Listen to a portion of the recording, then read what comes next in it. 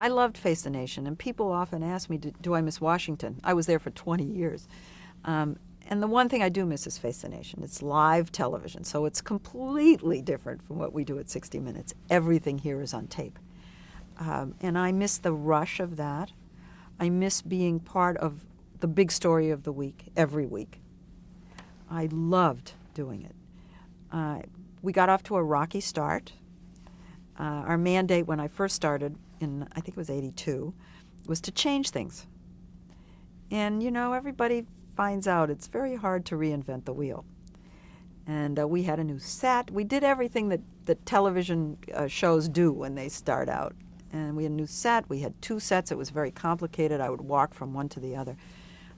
We tried to do some kinds of stories that you don't normally see on the Sunday morning shows. And after a while, just settled back into, let's just cover the big story of the week. Let's be the cover of Time and Newsweek every week and try to get the biggest newsmaker. I had an advantage because I covered the White House.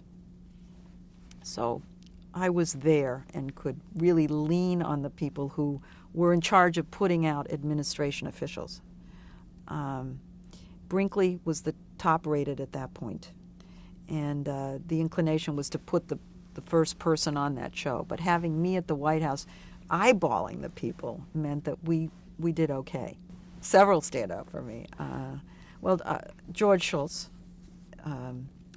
during the Iran-Contra scandal, came on Face the Nation and admitted that he had lost control of the policy, even though the White House was saying he was in control, and he said he wasn't. It was an explosive interview and a huge turning point in that crisis, huge. So that was major. I did many that I both smile at and I think changed the news a little bit.